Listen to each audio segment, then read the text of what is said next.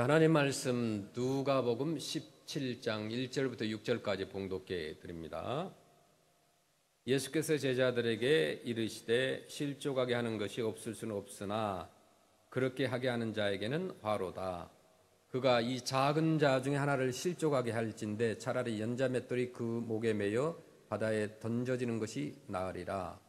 너희는 스스로 조심하라. 만일 내 형제가 죄를 범하거든 경고하고 회개하거든 용서하라. 만일 하루에 7번이라도 내게 죄를 짓고 7번 내게 돌아와 내게 회개하노라 하거든 너는 용서하라 하시더라. 사도들이 주께 여짜오되 우리에게 믿음을 더하소서 하니 주께서 이르시되 너희에게 겨자씨 하나일 만한 믿음이 있었더라면 이 뽕나무대로 뿌리가 뽑혀 바다에 심기어라 하였을 것이요 그것이 너희에게 순종하였으리라. 아멘. 앉으시길 바랍니다. 감사합니다. 기독교에서 두 단어, 사랑이라는 단어와 용서라는 단어를 우리가 잊을 수 없습니다. 이것은 함께 가야 되죠. 용서 따로, 사랑 따로 갈 수가 없습니다. 여러분 인생을 살아오면서 누군가가 잘못했을 때 용서를 해본 적이 있으시나요? 그리고 여러분들이 또 누군가에게 잘못을 했을 때 용서를 받아본 적이 있습니까?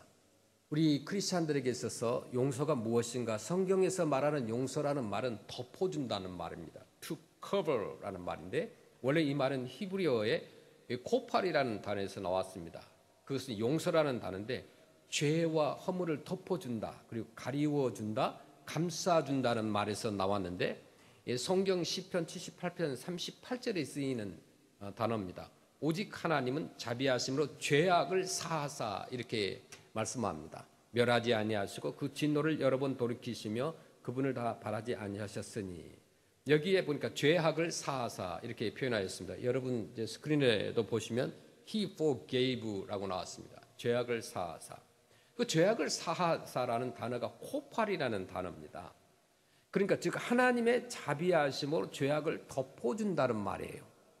그리고 창세기 6장 14절에 또 다른 의미로 용서가 나오는데 너는 잣나무로 너를 위하여 방주를 짓되 그 안에 간들을 막고 역청으로 그 안팎에 칠하라. 안팎에 칠하라는 말이에요. 커버라는 말이에요. pitch, inside and out이라는 표현이 나오죠. 그러니까 안과 밖을 칠하라는 말. 그때 용서라는 단어에 파생된 단어가 써있다는 거예요. 그러니까 노아가 방주를 지을 때 말씀인데 물이 새지 않도록 이 역청으로 안과 밖을, 그러니까 배를 만들었으면 안과 밖을 칠하라는 말이에요. 이렇게 칠하라는 단어가 나올 때 바로 코팔이라는 단어가 나왔다는 거예요. 그때 쓰던 단어라는 거예요. 코팔이라는 거. to cover라는 말이죠. 자, 하나님께서는 인간의 죄와 허물을 주님의 보혈로 덮어주십니다. 그것이 뭐냐? 용서예요. 그리고 죄를 덮어주는 것이 용서라는 말이죠. 베드로전서 4장 8절에 사랑은 허다한 허물을 덮느니라 이렇게 말씀합니다. 사랑은 허다한 허물을 덮느니라. 고린도전서 13장 7절에 모든 것을 참으며 모든 것을 믿으며 모든 것을 바라며 모든 것을 견디느니라. 여기에서 위에 읽어드렸던 말씀에 보면 모든 것을 참는다는 말이 뭐냐면 원래 뜻은 덮으다는 거예요.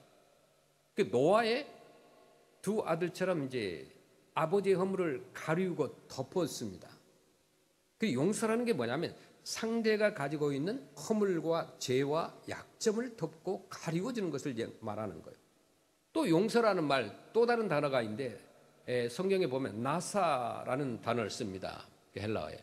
그것은 to lift it up and away라는 단어인데 이 말은 뭐냐면 우리가 야구를 하다가 내가 가지고 있는 공을 그냥 멀리 던져버려요. 그런 것과 같이 나의 죄와 허물을 들어가지고 그냥 멀리 던져버릴 때 쓰는 단어가 나사라는 단어, 용서라는 단어입니다. 자, 그 단어가 나사라는 단어가 어디에 썼느냐? 시편 25편 18절 본문에 나와 있는 말씀인데 나의 곤고와 환난을 보시고 내 모든 죄를 사하소서 이렇게 표현합니다. 여기 죄를 사한다는 단어가 나사라는 단어예요. To lift it up away 말이에요.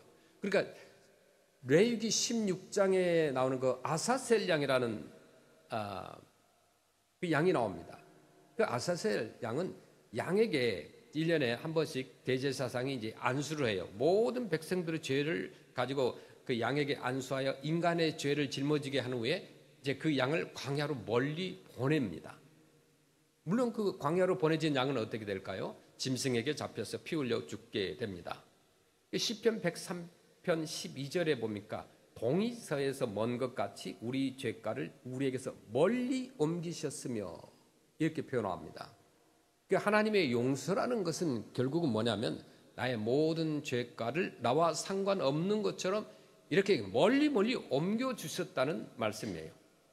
또 용서라는 말은 어떤 단어를 쓰느냐, 성경에 보면 탕감이라는 단어를 쓸 때 이 캐리조마이라는 단어를 씁니다. 그러니까 용서라는 게 뭐냐, 빛을 탕감하듯이 죄의 값을 탕감해 주는 것이라는 거예요. 그 단어가 마태복음 18장 23절에 쓰였는데, 그러므로 천국은 그 종들과 결산하려 하던 어떤 임금과 같으니 25절에 갚을 것이 없는지라 주인이 명하여 그 몸과 아내와 자식들과 모든 소유를 다 팔아 갚게 하라 하니. 자, 35절 중요합니다. 너희가 각각 중심으로 형제를 용서하지 아니하면 내 천부께서도 너희에게 이와 같이 하시리라. 여기에서 용서라는 말이 나오는데, 이때 오늘 읽었던 본문에 나와 있는 용서라는 단어가 캐리조마이라는 거예요. To cancel a debt. 그러니까 용서는 내게 빚진 것을 탕감해 준다는 얘기예요. 그러니까 하나님께서는 내가 지은 죄의 값을 예수 그리스도의 피값으로 전부 탕감해 주셨어요. 또 용서라는 단어가 어떤 내용으로 쓰느냐면 기억하지 않는다는 의미로 쓰입니다. 그냥 forget it 그러잖아요. 히브리서 10장 17절에 또 저희 죄와 저희 불법을 내가 다시 기억하지 아니하리라 이렇게 표현합니다. 다시 기억하지 아니하리라.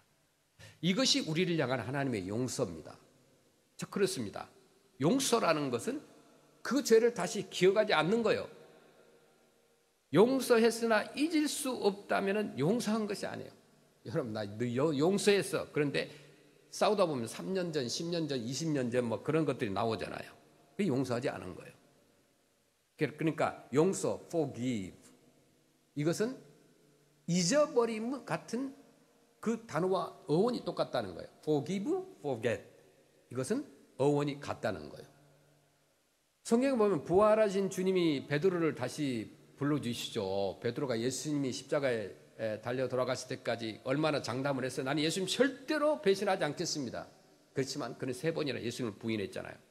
그래서 부활하신 후에 예수님께서 이제 베드로를 불러서 죄를 묻지 않고 지금 내가 너를 사랑하느냐 물으시고 내 양을 먹이라고 부탁을 합니다. 그 용서라는 건 뭐냐? 그 죄를 다시 기억하지 않는 거예요. 기독교는 뭘까요? 우리 사랑의 종교요. 사랑의 종교라는 의미는 용서가 반드시 포함되어 있다는 거예요. 성경에 보면 수많은 이야기들 속에서 용서의 말씀들이 넘칩니다. 탕자의 비유에서 용서의 의미를 발견합니다. 누가복음 15장에 기록된 탕자의 비유는 길을 잃고 방황하던 아들이 아버지의 무한한 사랑과 용서를 받으며 회복되는 이야기를 통해서 우리가 잘못된 길을 걷더라도 진심으로 회개하면 하나님의 용서와 사랑을 받을 수 있음을 상징적으로 보여주는 말씀이에요. 자, 요셉의 용서를 잘 아실 것입니다. 진정한 믿음의 사람들의 결과를 보죠. 구약 창세기에서 요셉이 형제들에게 배신을 당한 이야기 우리가 너무 잘 압니다. 그런데 후에 그들을 용서하고 화해하는 모습을 보여줍니다. 그러니까 요셉의 용서는 뭐냐? 고난과 배신의 경험 속에서도 용서와 화해의 힘이 얼마나 큰지를 깨닫게 해주고 하나님께서 역사하시는 방식에 대한 신뢰를 심어줍니다. 이제 우리 그 많은 신학자들 또 철학자들 또 고대의 그런 사도들 또 저서가들을 보면은 그 성 아우구스티누스가 있습니다. 아우구스티누스는 너무나 유명한 사람이죠. 그분이 쓴 유명한 책 가운데 뭐냐면 고백록이 있습니다. 그리고 하나님의 도성이 있죠. 아우구스티누스. 그러니까 인간의 죄와 하나님의 무한한 자비 그리고 용서의 본질에 대해 깊이 탐구를 했습니다. 그러니까 아우구스티누스는요, 하나님께서 인간에게 베푸신 은혜와 용서가 무한하다. 그래서 이 은혜를 체험한 자만이 타인을 진정으로 용서할 수 있다고 주장을 했습니다. 그래서 자신의 삶에서 경험한 죄와 또 회개의 과정을 솔직하게 고백하면서 하나님의 용서가 얼마나 강력한 치유와 힘을 지닌지를 보여주고 이것을 통해서 또 교인들에게 서로를 용서하고 사랑으로 대할 것을 고민했던 것입니다. 그 다음에 우리 역사가 가운데서 바실리우스라는 분이 계십니다. 이분은 공동체 화합과 영적 성장을 강조하면서 용서가 개인을 넘어서 공동체 전체의 회복에 필수적인 역할을 했다는 거예요. 그는 개인 간의 불화가 공동체 전체에 악영향을 미친다고 보았고 이 용서를 통해서 상처를 치유하고 사랑의 공동체를 재건하는 것이 우리 크리스찬의 책임이라고 가르치고 있습니다. 사랑의 뿌리는 용서에 있습니다. 그러니까 오늘날 우리들은 사랑까지도 물질로 환산하려는 그릇된 가치관에 갇혀있는 세상에 살고 있다는 거예요. 이런 용서가 교회 안에 없다는 거예요. 크리스찬들 간에 없다는 거죠. 이만큼 사랑했으니까 이만큼 주고받자는 거예요. 내가 당신을 사랑했으니까, 예를 들어서 $10,000 가치로 사랑했으니까 당신도 나를 그만큼 사랑해달라고 서로 주고받으려고 하는 거예요. 사랑도.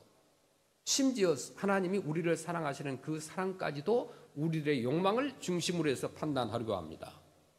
예를 들어서 우리가 병이 들었으면 나아야 되고, 가난하면 부해져야 하고, 또 눌렸으면 자유롭게 되어서 자기 소원이 이루어져야만 하나님의 사랑을 확증하려 한다는 거예요. 그러니까 내게 도움이 안 되면 그 하나님의 사랑이 없다라고 착각을 하는 겁니다. 예수님께서 계시하신 십자가의 사랑은요, 의롭다 하는 사랑이고 용서하는 사랑이에요. 그래서 요즘 들어서 사람들이 화해와 일치에 대해서 많이 말을 합니다. 그 용서가 없는 사랑은 의미가 없는 거예요. 그래서 용서 없는 이 사회적인 화해, 정치적인 화해, 윤리적인 화해란 모두가 헛된 거라는 거예요. 그래서 오늘 얼마나 우리가 지금 혼돈의 세상에 살고 있는지 몰라요. 뭐가 정의고 뭐가 진리인지 구별이 안 만큼 막 거짓이 난무하고 가짜가 난무하고 막 진짜처럼 하고 막 헛갈리는 게 너무 많다는 거예요. 우리 크리스찬들 속에도 마찬가지예요. 용서에는 증오와 비판과 복수와 비난을 잠시 중단하는 소극적인 의미와 온유와 사랑의 실천적인 적극적인 의미가 있다는 거예요. 적극적인 의미에서의 용서만이 벌을 완전히 면제케 하고 자유케 하여 참 자유를 누릴 수 있게 되는 것입니다. 자, 오늘 본문에 보면 용서에 대해서 간결하면서도 아주 농축된 몇 가지 교리를 가르쳐주고 있습니다. 첫째, 본문에서 말하는 것은 회개하거든 용서하라는 거예요. 반대로 여러분도 생각할 수도 있죠. 우리 크리스찬들이 잘못 생각할 경우가 많이 있습니다. 회개하거든 용서하라. 누가복음 17장 3절을 말해 너희는 스스로 조심하라. 만일 내 형제가 죄를 범하거든 경고하고, 뭐라 그래요? 형제가 죄를 범하거든 어떻게 하라고요? 경고하고, 그 다음에 회개하거든 용서하라고 그랬어요. 누가복음 17장 4절에도 만일 하루에 7번이라도 내게 죄를 짓고 7번 내게 돌아와 내가 회개하노라 하거든 너는 용서하라 하시더라. 이렇게 구체적으로 말씀하셨어요. 자, 본문 문자 그대로 한번 생각해 보겠습니다. 어떤 여러분의 친구 가운데서 하루에 7번씩 여러분들에게 찾아오면서 내가 잘못을 했으니까 용서를 구한다고 한다면 여러분 어떻게 하시겠어요? 인내심이 한계에 아마 도달할 겁니다. 아마도 저와 여러분은 더 할 수 있을지 몰라도 저는요, 나에게 3번 이상 잘못을 하고 저에게 와서 3번 이렇게 용서해달라고 한다고 한다면, 만약에 그런 일이 있다고 한다면 과연 그걸 할 수 있을까? 나의 그 이성의 한계가 있겠죠. 용서할 가치도 없다고 포기할 경우가 많습니다. 얼마나 저 인간이 잘못을 하고 잘 모르면 3번씩이나 똑같은 일로 반복하고 죄를 범하고 또 와서 용서를 구하는가라고 하면서 우리는 7번이 아니라 뭐 1번, 2번, 3번을 끝날 겁니다. 근데 마태복음 18장 22절을 보겠습니다. 예수님께서 뭐라고 말씀하시느냐? 예수께서 이르시되 내게 이르노니 7번뿐만 아니라 7번을 70번씩까지로 할지니라. 예수님은 더 넓게 말씀하고 있다는 거예요. 그냥 숫자적으로 490번 용서하라는 거 아니에요. 그것은 무제한이에요. 490번 용서할 수 있는 사람도 없어요. 사람들에게 용서를 제한할 권리가 없다는 말이에요. 흔히 죄는 미워하되 죄인은 사랑하라고 쉽게 말합니다. 참으로 맞는 얘기입니다만은 참 실현하기 힘들어요. 솔직히 힘들어요. 누군가가 잘못했을 때 우리들은 그 사건에 대해서만 잘못을 인정하기보다는 오히려 한 걸음 더 나아가서 그 사람 전체를 나쁜 인간으로 보려고 하는 것이 인간의 마음이라는 거예요. 또한 죄인을 사랑한다고 하다가 죄까지 사랑하는 오류를 범하기도 합니다. 정말 죄는 미워하되 죄인을 사랑한다는 것이 얼마나 어려운 일일까? 오늘날 혼돈의 시대에 그렇습니다. 죄와 죄인에 대한 구별이 분명해야 돼요. 죄는 죄요, 죄인은 죄인입니다. 용서에는 세 가지 전제 조건이 있습니다. 자, 이게 우리가 오늘 말씀 통해서 우리가 기억해야 될 메시지입니다. 첫째는 그리스도 안에서 용서하라고 그랬어요. 그리스도 밖에서 용서하는 것이 아니라 그리스도 안에서 용서하라고 그랬어요. 자, 골로새서 3장 13절 말씀 보겠습니다. 항상 우리 신앙의 질문은 어디에 답이 있느냐? 성경에 있습니다. 누가 누구에게 불만이 있거든 서로 용납하여 피차 용서하되 주께서 너희를 용서하신 것 같이 너희도 그리하고, 이렇게 말씀합니다. 자, 나의 인격이나 수양으로 내 마음대로 용서하고 비판하는 것이 아니라 주님께서 나를 용서하신 것 같이 그리스도의 마음으로 용서하라는 것이에요. 두 번째는 용서를 하되 무제한으로 용서하라는 거예요. 7번씩 70번을 용서하라 하시면 우리들이 심판자나 판단자가 될 수 없다는 것을 의미합니다. 그런 권리가 우리에게 없다는 거예요. 심판은 뭐냐? 하나님의 고난이에요. 그리고 우리들은 용서할 뿐이에요. 좀 억울해도 용서할 뿐이에요.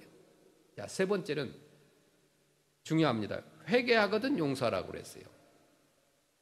회개란 뉘우침으로 원점으로 돌아가는 것을 의미하는 거예요. 그러니까 회개하지 않은 자를 용서하라는 것이 아니라 회개하면 용서하라고 그랬어요. 죄를 중단하지 않고 계속 범하는 자를 용서하면 이것은 죄를 묵이라는 거예요. 강도짓을 하고 나쁜 짓을 하는 사람이 계속 회개도 없어요. 원점으로 돌아가질 않아요. 그런 사람을 용서하라는 것이 아니에요. 그것은 죄를 묵이라는 거라는 거예요. 그래, 그 사람이 잘못했어요. 강도짓을 합니다. 그 사람을 용서했어. 그럼 또 강도짓을 계속 하도록 놔두는 것이 용서가 아니라는 거예요. 죄를 묵인한다는 거예요.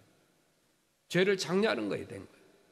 죄와 연합한다고도 말할 수 있어요. 그래서 뭐라고 표현하느냐? 성경은 회개하거든 용서하라고 그랬어요. 자, 너희는 스스로 본문에 보니까 조심하라고 그랬어요. 만일 내 형제가 죄를 범하거든 경계하고, 죄를 지면 우리 좀 경계를 해야 돼요. 그 사람에 대해서 좀 거리를 두고, 그 다음에 그 사람이 죄를 짓고 있을 때 경계를 하지만은 회개를 하면 어떻게 하느냐? 용서하라고 그랬어요. 우리들이 죄에 물들거나 가담하지 않도록 당부하고, 그러나 회개하는 자에게는 용서하라고 그랬습니다. 그러면 회개하거든 용서하라는 말은 어떤 의미인가? 자칫하면 자기 주관적인 의미로 오해하기 쉽습니다. 내 중심 판단에서 내가 잘하니까 용서하고 내게 와서 말 거니까 용서하라는 것입니까? 절대로 아니에요. 하나님께로 돌아오는 객관적인 의미를 생각해야 돼요. 다시 말하면 자기 생각에 머물러 있던 사람이 하나님의 뜻으로 돌아오고 세속적인 생각에 머물러 있던 사람이 하나님께로 돌아오는 것을 말하는 거예요. 그게 용서고 그게 회개예요. 회개하지 않은 사람은 어떻게 용서할 수 있겠어요? 그러면 내 마음에 합당하다가 아니다가 아니라 그 마음과 영원히 하나님께로 돌아오면은 그때 우리는 용서하라는 거예요. 나와 아무리 적을 두고 든다 할지라도 하나님께 그 사람이 진정으로 회개하고 돌아온다면 우리는 용서해 줘야 돼요. 같은 교회 안에서도. 하나님께 회개하면 하나님이 용서하신다는 신학적인 의미가 있는 거예요. 자, 하나님께서는요, 때때로 징계하실 때 날짜까지 정하셨다가도 회개하면 용서하십니다. 하나님은 성경에 보면 니느웨 성을 40일 후에 망하게 하겠다고 요나에게 가서 통보하라고 명하셨죠. 그럴 때 요나는 정말 싫었지만 니느웨에 가서 40일 후면은 니느웨 성이 망한다 이렇게 했습니다. 그래서 니느웨 왕을 비롯하여 온 백성들이 그 말을 듣고 회개를 하자 하나님은 그 계획을 어떻게 했어요? 취소하셨어요. 하나님은 어떠한 죄인이라도 회개하는 자는 용서하시는 거예요. 그러므로 하나님이 용서하시는 자를 사람들이 뭐라고 판단할 수 없는 것입니다. 회개하면 용서하고 자유케 하라는 거예요. 자, 용서는 죄인을 살리는 의미가 있습니다. 그러니까 용서받지 못하는 죄인은 그 죄와 저주, 의식과 형벌 때문에 스스로 자유하지 못해요. 빚을 졌으면 갚든지 아니면 채권자로부터 탕감을 받아야 자유롭습니다. 여러분 한두 번이라도 경험해 보셨습니까? 이 크레딧 카드 빚도 우리 견디기 힘들잖아요. 뭐 한 달 돌아오면 어떻게 갚을까 그러면서. 자, 서쪽에서 빚지고 동쪽에서 선한 일을 한다고 자유로울 수 있을까? 없어요. 여러분 그 많은 사람들 봅니다. 큰 도시에서 죄를 저지르고 예전에는 이 프레스노로 도망온 사람들이 많았어요. 큰 도시에서 죄를 짓고 작은 도시로 도망가서 잠시 숨어 살다가 다시 다른 곳으로 갔던 사람들이 있습니다. 그런 사람들 많이 보았는데 그렇다고 해서 자유로울 수 있을까? 큰 도시에서 죄를 범하고 작은 도시에 왔을 때 그가 자유로울 수 있을까? 항상 불안 속에 있었습니다. 자유케 하는 자로부터 자유해야 하는 것이지 스스로 뉘우치고 결심한다고 자유롭게 되는 것은 결코 아니라는 거예요. 갚을 것은 갚아야 돼요. 우리가 남에게 빚을 졌다. 최대한 갚는 것이 도리예요. 여러분, 회개하고 용서를 받아야 자유할 수 있는 거예요. 떳떳한 거예요. 용서받지 않고는 절대로 자유할 수가 없어요. 용서란 사람을 자유케 하며 소망을 주는 겁니다. 용서는 자기 자신을 살리는 의미가 있어요. 승리란 게 뭘까요? 용서하는 것이 승리예요. 사랑하는 것이 승리예요. 조금이라도 미워하는 생각이 있다면 패배한 겁니다. 우리 그 많은 크리스찬들이 좋아하는 그림 가운데 그 최후의 만찬이라는 그림은 그 웬만한 가정에 다 있더라고요. 사무실에도 있고 뭐 교회들에도 있고. 이 유명한 그림, 예수님의 얼굴과 12제자의 얼굴이 그려져 있는데 재미있는 일화가 있습니다. 레오나르도 다빈치가 이제 그림을 그리기 시작하죠. 베드로로부터 시작을 해서 얼굴을 12명의 제자를 하나씩 그려나가다가 가룟 유다를 그릴 때에 자기를 일생 동안 괴롭힌 그 원수 같은 친구가 생각이 났어요. 막 그 친구만 생각하면 마귀 같은 느낌이 들어가지고 가룟 유다의 얼굴은 그 친구를 모델로 그렸다고 합니다. 그런데 다 제자들의 그 얼굴을 그린 다음에 예수님의 얼굴을 그려야 되는데 좀처럼 영감이 떠오르지 않는 거예요. 그리고 몇 달 몇 해를 두고 고심하면서 예수님의 그림을 그릴 수가 없었습니다. 그러다가 어떤 수도원에 수도사를 만나서 자기 고민을 털어놨어요. 다른 제자들의 그림을 다 그렸는데 예수님의 그림을 그릴 수가 없습니다. 그때 수도사는 다빈치에게 그렇게 얘기를 했어요. 자네를 괴롭혔던 친구를 용서하지 않고는 예수님의 얼굴을 그릴 수가 없는 것일세 라고 충고를 했다고 합니다. 그때 그는 곧 무릎을 꿇고 하나님께 회개했고 그 친구를 위하여 기도하고 용서했습니다. 그리고 난 후에 그는 비로소 마음이 열려서 예수님의 얼굴을 그릴 수 있었다고 합니다. 자, 여러분, 용서라는 것은 아주 어려운 거 아니에요. 용서하지 않고는 내가 살지를 못한다는 것을 기억해야 돼요. 상대를 용서하지 않고는 내가 정말 견딜 수 없어요. 그게 죽을 때까지 살아남아요. 그러니까 용서하지 않고 사는 사람은 어떻게 비교했느냐? 에머슨이 그런 얘기를 했어요. 사람을 무는 모기 한 마리를 잡겠다고 온 집을 불태우는 것과 같다라고 했습니다. 그러니까 누군가를 미워하면 그것으로 인해 내 마음이 어두워지고 황폐해지기 시작해요. 프레스에 와서 저도 많이 이렇게 낙심도 당해봤고 실망도 당해봤고 배신도 당해보고 뭐 욕도 먹어보고 그랬어요. 잘못한 것도 없는데 그럴 때 마음에 이렇게 쓴 마음이 나타나요. 몇 년 동안을 솔직히 용서하지 못한 사람도 있었어요. 마음으로. 얼마나 부끄러워요, 목사가. 그런데 어느 날 진짜 마음에 다 용서가 되더라고요. 그때 맡긴 것이 다 내려가는 것 같고 평안해졌어요. 지금은 솔직히 용서하지 않고 있는 사람은 아무도 없어요. 그냥 옛날에 잘못했던 사람들, 그런 사람들 다 용서가 돼요. 다 그냥 편안해요. 나의 생활 모두가 망가지는 걸 봤어요. 용서하지 않고 직장 생활하면서 가정 생활하면서 비즈니스 하면서 그 사람 때문에 그냥 너무 인생을 망치는 사람을 보았어요. 몸도 마음도 함께 죽어가는 것이에요. 모기 한 마리를 잡겠다고 온 집을 불태워서 되겠느냐 이거예요. 남을 용서하는 것은 자신이 자유할 수 있는 길이라는 거예요. 우리 크리스찬에게 꼭 필요합니다. 누가복음 6장 37절 보겠습니다. 비판하지 말라 그리하면 너희가 비판을 받지 않을 것이요. 정죄하지 말라. 그리하면 너희가 정죄를 받지 않을 것이요. 용서하라. 그리하면 너희가 용서를 받을 것이요. 아멘. 마태복음 6장 14절에 너희가 사람의 잘못을 용서하면 너희 하늘 아버지께서도 너희 잘못을 용서하시려니와 너희가 사람의 잘못을 용서하지 아니하면 너희 아버지께서도 너희 잘못을 용서하지 아니하시리라. 아멘. 오늘 우리 크리스찬들에게 이 메시지가 너무 소중합니다. 이 마태복음 6장 우리가 14절 15절 말씀만 가지고 있다고 해도 이 땅에 경찰도 필요 없을 거예요. 사실 어떻게 우리 크리스찬들끼리 교회끼리 얼마나 싸웁니까? 거기에 막 따라갑니다. 분별을 못합니다. 옳고 그름을. 얼마나 무지한 사람들이 많은지 몰라요. 계속적으로 반복하여서 내가 남을 용서하면 하늘 아버지께서도 너를 용서하실 것이다 그랬어요. 용서하지 않으면 하늘 아버지께서도 너를 용서하지 않을 것이라고 말씀합니다. 이것은요, 종말론적인 진리뿐만 아니라 오늘 당장 우리의 삶 현장에서 경험하는 일이라는 거예요. 용서함이 없이 또 용서받지 못하고 용서받지 못하면 자유할 수 없는 거예요. 용서해야 되는데 안 하고 그다음에 용서받아야 되는데 못하고 있을 때 내 삶이 얼마나 괴롭겠습니까?